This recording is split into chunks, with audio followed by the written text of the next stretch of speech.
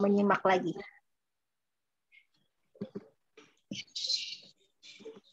Oke, nah sekarang kita masuk ke kategori asli yang keempat, ya.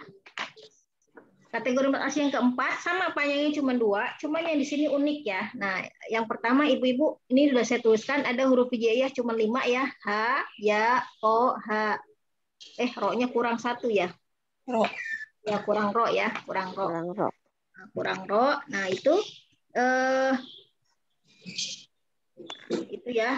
Ro secara bacaan tuh ditulisnya seperti ini. H ada alifnya jadi panjang, ya ada alifnya jadi panjang. Nah, nanti ini berkaitan dengan bagaimana ibu-ibu menguraikan ketika misalnya ya ada ujian tulis gitu ya, yang ibu harus menguraikan gitu. Tapi kalau nggak harus menguraikan, tinggal dihafalin aja. Hurufnya ada 5, yaitu ini ya. Bukan balon ya Bu, tapi huruf. Ingat, bukan balon. Hurufnya ada 5, yaitu H, ya, po, ha, ro. Ya, hai, ya. Hayya poharo itu kalau diartikan ayo bersuci gitu. Ya, hayya poharo. Huruf-huruf ini tidak semua huruf seperti ini yang ada di ayat Al-Quran, tidak Bu, hanya yang ada di ayat pembuka surat, misalnya ada di ayat pertama biasanya di beberapa surat Al-Quran kan banyak ya, kalau kita baca Al-Baqarah aja ada alif lam mim. Nah, itu adalah ayat-ayat pembuka surat yang terdiri dari huruf-huruf yang sampai hari ini para mufassir pun belum tahu maknanya apa gitu ya, hanya Allah yang tahu. Nah, ada yang bentuknya cuma seperti ini, hurufnya cuma 2, atau ada huruf-huruf yang dibaca pendek di antara yang panjang itu. Nah, ayat-ayat pembuka surat itu ya, huruf-hurufnya itu namanya Fawatihus Suwar namanya ya. Jadi yang 5 ini Hayya Toharo namanya Fawatihus Suwar. Nanti ada lagi 8 huruf lagi juga sama namanya Fawatihus Suwar. Cuman yang ini Fawatihus Suwar ini yang masuk ke dalam kategori mat asli atau mat tobi'i harfi namanya ya. Nah, ini hurufnya Hayya Toha. Contohnya di surat Toha. Ayat pertamanya Toha gitu. Cuman saya lupa ada harokatnya apa enggak ya. Saya lihat dulu ya.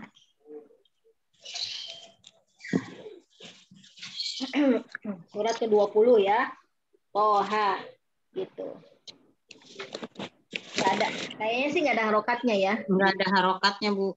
Ya, ini harokat saya tulis hanya untuk memastikan bahwa yang huruf ko ini panjangnya 2, H juga panjangnya 2. Jadi nggak boleh kita baca Toha. Salah ya, Bu. Cukup 2 harokat. Toha gitu. Begitupun di huruf Yasin. Di sini yang di sini saya nggak konsisten ya. Yang di sini ya-nya yang biru ini adalah yang matobi harfinya ya, Bu ya. Kalau sinnya bukan. Kenapa? Karena sin dibacanya 6. Yasin. Jadi nggak boleh dibaca Yasin. Salah. Kalau dibaca ya-nya HP berapa itu? 4 atau 3 gitu, maka sinnya harus lebih panjang lagi, Bu. Habis nafas kita. Yasin. Harus begitu. Ya. Jadi kita pakai yang standar. Ya-nya 2, sinnya 6. Kemudian ada lagi alif lam mim ro. Ro-nya hanya 2. Alif lam mim, lam mimnya itu 6 semuanya. Ya, yang berikutnya misalnya di surat Maryam. Nah, ini saya nggak konsisten tadi yang biru, yang ini sekarang yang merah, lupa soalnya. Ya. Kaf, ha, ya, ain, shad. Yang di mana mat aslinya, mat tobi'ah harfinya? Cuman di ya dan ya. Ha-nya dan ya-nya saja. Ainnya ke bawah lagi. Nah, ya, cuman ini saja. Lalu di hamim gitu. Ya, ada lagi satu lagi tosimim ya itu ya. Tosimim lah, warnanya kok beda. Nah, mana yang mat tobi'ah harfinya? Hanya di to-nya saja. Gitu. Ya. Oh, ada satu lagi lupa. Tosin, ada lagi gini. Nah, tosin aja, ada ya? Ada nggak sih tosin? Ada ya, tosin tuh ada. Nah, ini yang lebih harfinya mana? O-nya saja. Gitu. Ya. Kalau diuraikan, misalnya coba, cuma bisa 4 ya. Coba misalnya Bu Diana uraikan ini. Nah, Ya, ini nggak bisa langsung diuraikan, Bu. Pertama stepnya kita harus apa? Uraikan dulu cara penulisan huruf-hurufnya. Uraikan dulu cara penulisan huruf-hurufnya. Kaf itu berarti Kafnya mat lazim harfi 6 harokat ya Bu. Saya belum bicara nama matnya. Yang pertama, step pertama itu harus kita uraikan dulu cara huruf-hurufnya. Ya, nah ini yang mat tobi harfi saya kasih warna merah ya. Nah, berarti di sini. Lalu di sini. Ya, yang lainnya harus begini, Bu. Nanti kalau tidak begini, nah, pas penguraiannya biasanya ada yang salah atau ada yang kurang. Baru kalau sudah seperti ini, step keduanya barulah kita uraikan. Ini mat apa namanya? Yang biru-biru saya abaikan dulu ya. Nah, berarti ini di sini mat tobi'i harfi. Keduanya mat tobi'i harfi ya, dua-duanya. Mat tobi'i harfi apa sama mat lazim harfi sama ya, Bu? Beda. Beda. Yang sama tuh sama-sama harfi, dia bentuknya huruf. Tapi kalau tobi'i harfi panjangnya 2, kalau lazim harfi panjangnya 6. Itu yang membedakan. Iya, mat lazim. Ya, nah, tapi dua-duanya sama-sama harfi karena bentuknya cuma huruf-huruf yang kita belum paham artinya. Gitu. Sampai di sini paham, Bu? Insya Allah, Bu. Yang lain gimana? Ya, insya Allah. Bu, saat menguraikannya harus dikasih itu ya, Bu, fathah, dikasih fathah, dumah gitu ya, Bu ya. Sebenarnya nggak harus. Hanya harokat ini hanya untuk membantu saja. Kalau Ibu memang sudah hafal, nggak usah pakai harokat. Yang penting harus waspada seperti di sini misalnya. Ini saya saya lompat sedikit. Misalnya di sini ada ain, ada shad. Nah ini jangan lupa nih. Ya, kalaupun Ibu nggak kasih harokat, ini bunyinya kan ain ya. Berarti ada bunyi n di situ. Ada bunyi n ketemu shad. Ini harus diuraikan juga apa? Gitu. Ya, harus diuraikan. Gitu. Itu aja sih lebih waspada. Jadi kalau harokat itu nggak harus diberikan sebenarnya, nggak wajib ya, nggak wajib. Kalau Ibu sudah hafal tulisan, saya biasanya nggak kasih harokat, capek. Yang penting hafal aja hurufnya gitu, seperti ini, tulisannya seperti ini, gitu ya. Oke, ada yang lagi yang mau ditanyakan? Ini, Bu, afwan Bu. Jadi cara nguraiinnya gini, misalnya ada kaf, berarti kafnya kaf pakai fa, terus termasuk mat lazim harfi 6 harokat. H-nya dikasih alif gitu, tulisannya mat tobi'i harfi 2 harokat gitu ya, Bu. Dan seterusnya. Sebenarnya kalau untuk 6 harokatnya nggak usah ditulis, Bu. Nggak usah ditulis. Jadi yang ditulis itu buat kita belajar aja itu apa bedain mana yang 6 mana yang 2 gitu loh, Bu. Kalau untuk belajar silakan, tapi kalau untuk konteksnya ujian nggak usah ditulis ya, Bu. Cukup tulis nama, cukup yang pertama tulis hurufnya, yang kedua nama matnya. Oh iya. Kalau harokatnya nggak usah. Ya, gitu. Karena kalau harokat kan kita mafhum semua. Oh, kalau yang mat lazim kilim berarti 6. Kalau yang tobi harfi berarti 2 gitu. Ya, oke. Ada lagi, Bu? Berarti kalau yang huruf ain, Bu, saya lagi nanya. Huruf ain itu kan ada ain, diuraikannya ain, ya, sama nun. Nah, berarti ya ke nunnya itu kan ada, nanti nunnya itu kan ikfa ya, Bu. Dengung kalau ketemu shad. Iya, betul. Ain ke shad. Ainnya sama seperti di huruf kaf ini, alif ketemu fa sukun gitu ya. Jadi dia mat lazim kilmi, gitu. Mat lazim harfi. Gitu. Sama aja, Bu. Cuman ada tambahan di sini, nun ketemu shad nih gitu. Makanya dia ada hukumnya berarti. Iya, betul. Itu ditulis juga berarti ya, Bu? Ditulis. Kan tetap karena dia adalah hukum, maka harus ditulis. Makanya ketika membaca kan harus keluar hukumnya. Ain, shad. Kan gitu ya. Ya, Bu. Nah, ya. Oke. Ada lagi, Bu? Yang lain ada yang mau tanya nggak? Jangan malu-malu. Kalau pertanyaannya salah kan juga saya koreksi, nggak apa-apa. Yang penting ibu-ibu jadi jelas di sini. Jadi poin pentingnya adalah mat lazim mad lazim harfi ataupun mad tabi'i harfi hanya terjadi pada huruf-huruf tertentu dan dia hanya terjadi pada ayat-ayat pembuka surat gitu ya. Pada umumnya ayat pertama gitu. Dari sebuah surat di Al-Qur'an ya. Jadi susunannya hanya berupa huruf yang kita nggak paham artinya. Gitu. Ya, oke, itu ya. Kalau sudah tidak ada pertanyaan, saya lanjutkan ke bagian yang ya, silakan. Ada nggak kemungkinan mad tabi'i harfi sama mad lazim harfi itu satu kalimat gitu Bu? Maksudnya satu rangkaian. Jadi kita nanti menguraikannya ada mad tabi'i harfi, yang ini mad lazim. Ya, mad lazim ya. Ya ini contohnya yang Ibu masih lihat layar yang kaf ya ain shad kan ya. Nah, ini adalah contoh dari mad tabi'i harfi dan mad lazim harfi dalam satu kalimat. Di sini kafnya mad lazim harfi. Ah, gitu. Ainnya mad lazim harfi itu yang ditandai bendera. Ya, betul. Kalau di Quran ada benderanya. Tapi sebenarnya ketika benderanya hilang, kita juga paham kok Bu, itu mad lazim harfi. Kenapa? Apa sih pengertiannya? Ini kita udah loncat nih ya ke kategori kedua nih ya. Mad lazim harfi itu kan mad yang disebabkan oleh huruf mad bertemu dengan huruf sukun atau bertemu sukun. Betul nggak sih? Kan mad lazim harfi itu bagian dari mad far'i, betul nggak Bu? Ya kan? Mad far'i ada dua sebab. Yang pertama karena sebab hamzah, ya. Yang kedua sebab sukun atau tasdid. Nah, mad lazim harfi itu yang terjadi karena sebab bertemu sukun atau tasdid. Nah, gitu. Jadi abis seperti ini, abis alif nih huruf mad kan, ketemu dengan fa sukun. Gitu.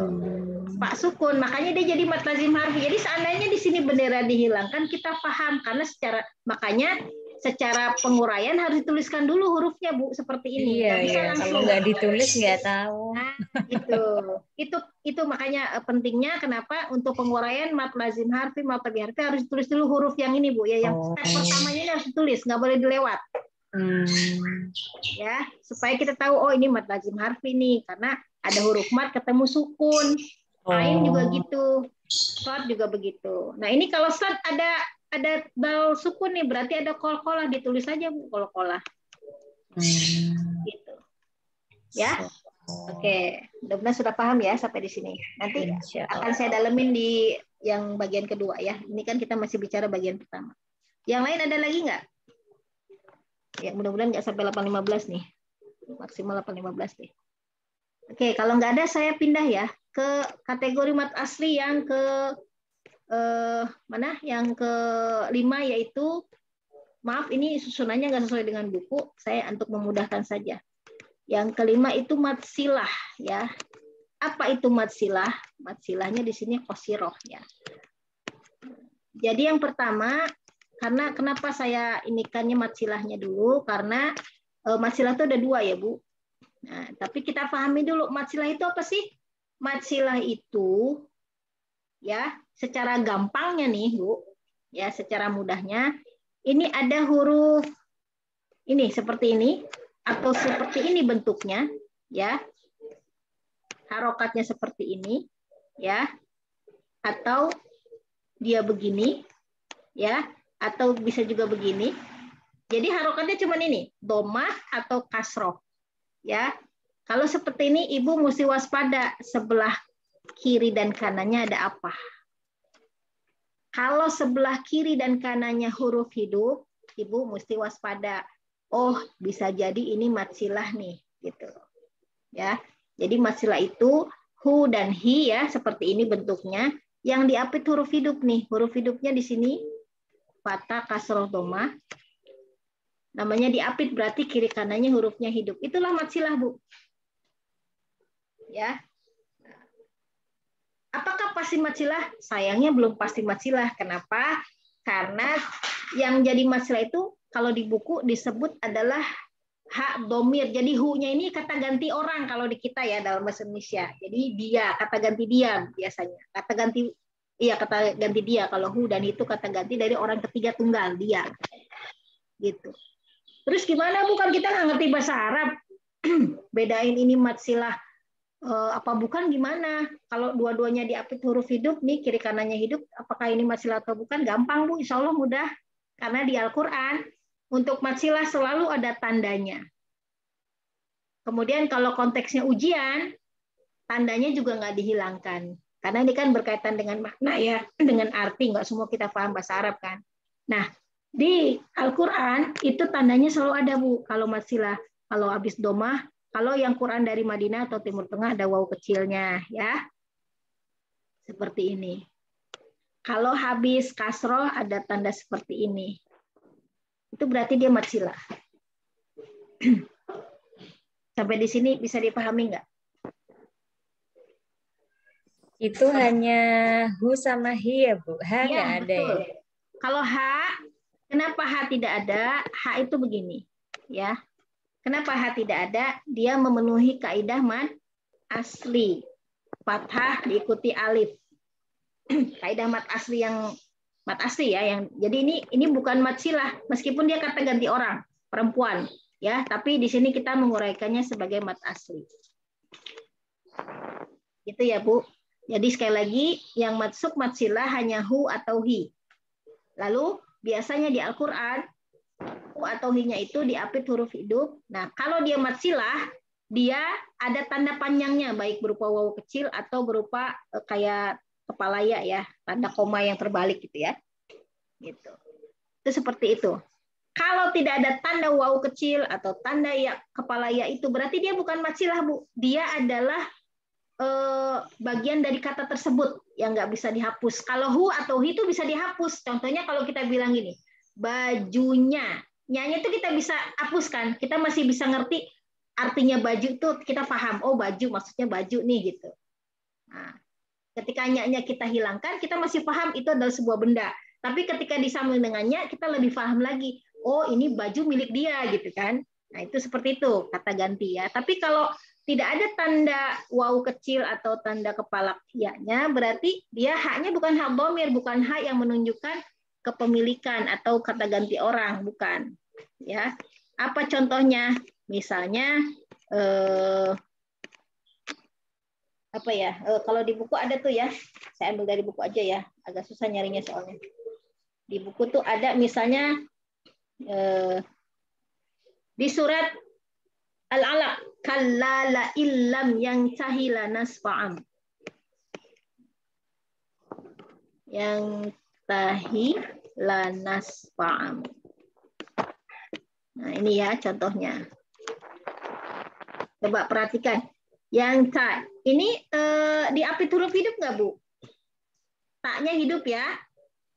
Lalu abis hi ada na, ada la. Berarti diapit huruf hidup. Harusnya mad silah dong. Ternyata dia bukan mad silah Bu, karena tidak ada tanda apa-apa setelah hi-nya. Ya, ini menunjukkan huruf hi di sini itu bagian dari kalimat yang tahi ini. Kalau kita hilangkan hi-nya, yang tahi nggak punya makna gitu loh. Jadi hilang artinya. Gitu. Berarti dia bukan kata pengganti ya Bu? Iya, berarti dia bukan kata pengganti gitu. Dan dia bukan mad silah berarti. Jadi sekali lagi kalau bingung ya Bu, aman kok. Mad silah itu selalu ada tanda. Ya, setelah diapit huruf hidup, ya ada tanda waw kecil atau tanda apa namanya kepala ya, koma ya, terbalik. Atau koma terbalik tadi. Atau kalau Ibu pakai Quran Indonesia, ya kalau pakai Quran Indonesia itu harokatnya terbalik kalau hu. Misalnya, kok jelek amat. Iya, kayak angka 6 gitu, Bu. Kayak angka 6 gini kan. Nah, ini berarti dia mad silah nih. Kalau hi dia begini kan. Ya enggak sih? Nah, gini ya, Bu. Nah, gitu. Ini berarti dia mad silah nih, Bu.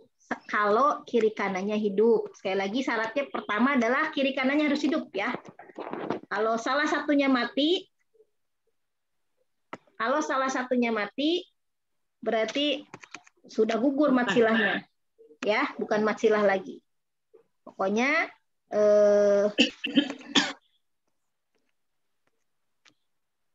syarat pertamanya adalah kiri kanannya harus hidup. Kalau salah satu kiri atau kanannya ada yang mati, maka udah pasti bukan matsilah. Oke? Gitu. Yang kedua, matsilah selalu punya tanda panjang. Pada Quran dari Timur Tengah selalu ada waw kecil setelah hu, ada kepala ya atau koma terbalik setelah kasroh ya, setelah hi. Gitu. Jadi seperti ini. Atau di Quran Indonesia domahnya terbalik, kasrohnya berdiri, gitu aja. Sampai di sini bisa dipahami? Ini penting, Bu. Nanti Ibu kalau tahu ini, Ibu akan bisa membedakan matsilah dengan bukan matsilah, dan bisa membedakan matsilah qasirah dengan yang tawilahnya. Gitu. Bu, maaf, yang nomor 2 tadi mohon diulang ya, Bu. Yang nomor 2. Yang pertama, sekali lagi, syarat matsilah harus hurufnya hanya hu dan hi ya. Hu dan hi yang diapit huruf hidup. Saya ulang deh. Yang pertama syaratnya itu hanya hu dan hi ya, bukan h. Bukan h panjang ya, tapi hu dan hi yang panjang. Yang kedua, diapit huruf hidup. Jadi huruf kiri kanannya harus fathah, kasroh, atau domah. Oke. Kalau salah satunya mati, baik di kiri atau di kanan mati, maka pasti bukan matsilah.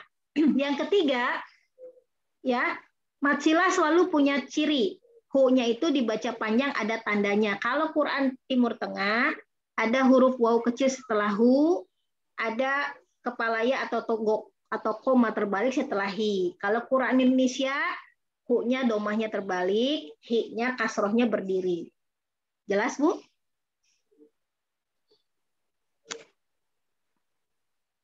Atau bingung?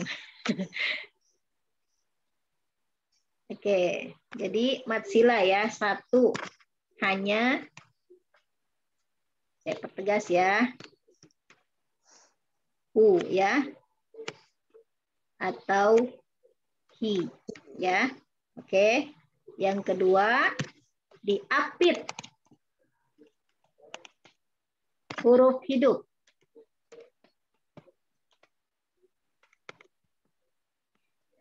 Saya tulis dalam bentuk rumus, berarti ini ya. Nah, itu ya. Oke. Saya pindah dulu. Nanti kalau ibu-ibu ini bisa lihat di YouTube-nya LTQ ya. Saya selalu simpan. Yang ketiga, ya Bu. Yang ketiga, selalu ada tanda panjang. Selalu ada tanda panjangnya. Ini tulisan saya jelek sekali ya. Nah, jadi kalau hu tadi, ya, di sini ada waw kecil. Oke. Ini saya ganti bentuknya ada dua ya. Bisa hu gini. Ini kalau berdiri sendiri, kalau ini yang menyambung dengan huruf sebelumnya. Atau kalau hi ya. Dia di belakangnya ada ya terbalik gitu, ya. Oke. Jadi selalu ada tanda panjangnya. Ya, itu berarti dia menunjukkan matsilah. Kalau nggak ada tanda panjangnya, ya insya Allah bukan matsilah. Oke, sampai sini paham ya, Bu? Insya Allah, Bu. Ya, oke. Nah, sekarang bagaimana membedakan matsilah tawilah dengan matsilah qasirah? Kan yang masuk ke dalam kategori mat asli itu matsilah qasirah, gampang, Bu. Pokoknya tadi syaratnya udah terpenuhi ya. Syaratnya udah terpenuhi. Syaratnya udah terpenuhi. Di sini adalah hu ya, atau hi. Aduh, suara apa itu, Dek? Diam ya, Dek ya. Aduh, bentar Bu. Agak saya tulis dulu deh biar cukup.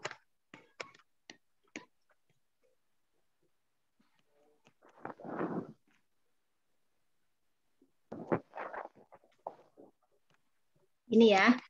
Nah, di sini ada tanda waw kecil. Aduh. Jelek. Waw kecil. Ini gini. Nah, Lalu di sini, kalau yang di sini, yang sebelah mana nih ya? Kiri apa kanan ya? Yang di sini nih, yang di sini itu hurufnya apa saja Bu? Bebas ya. Bebas, makanya nggak saya tulis hurufnya. Apa saja bisa. Nah, yang jadi perhatian adalah yang di sebelah sini. Setelahnya, bukan sebelumnya. Sebelumnya itu, kalau yang matsilah qasiroh, ya. Qasir itu panjang. Qasir itu pendek. Pendek itu maksudnya panjangnya cuma 2 ya, Bu. Panjangnya cuma 2.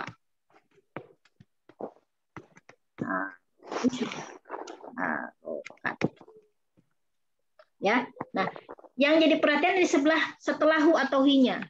Kenapa di situ? Karena di situ harusnya bukan huruf hamzah atau alif ya kalau dalam bahasa Indonesia.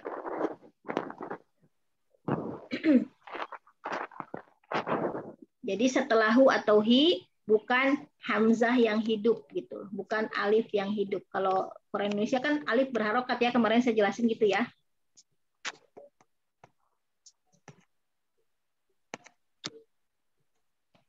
Contoh, saya ambil contoh satu nih Bu ya.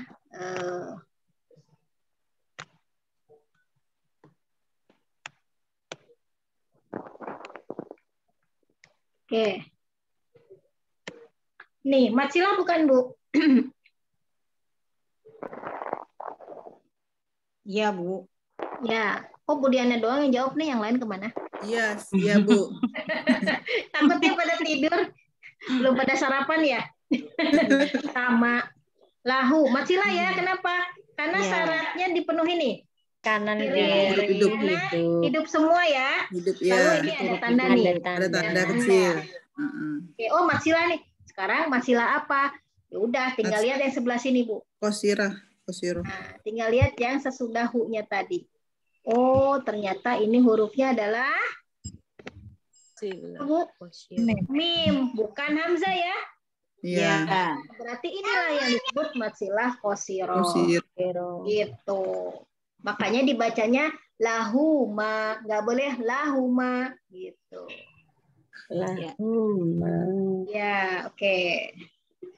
Paham ya? Insyaallah. Sekarang saya ambil contoh yang kedua. Sama-sama kata lahu, tapi ya di sini senggol deh.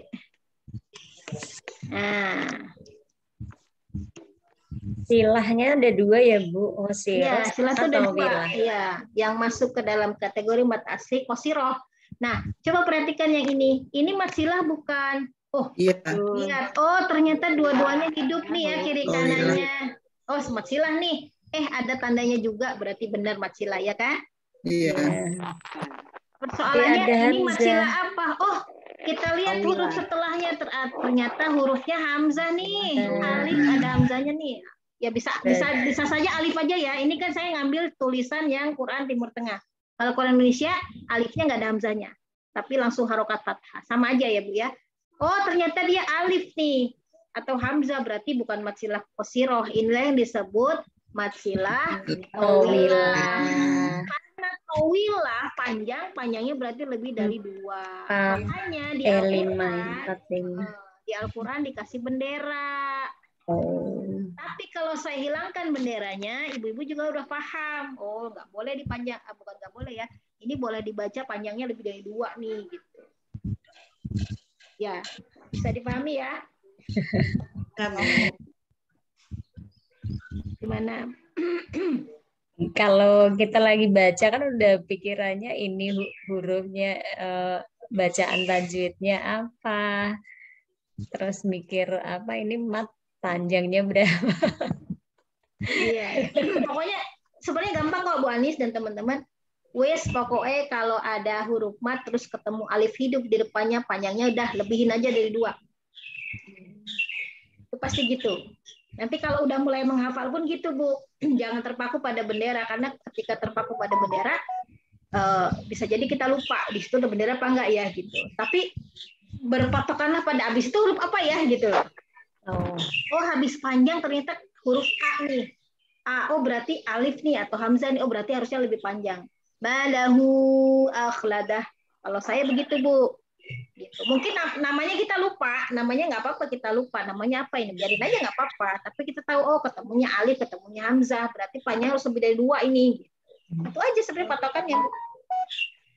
Gitu. Makanya kan di buku Mad Far'i Zaid terjadi karena 2 sebab, karena hamzah, karena bertemu hamzah, atau karena bertemu dengan sukun atau tasdid kan gitu ya.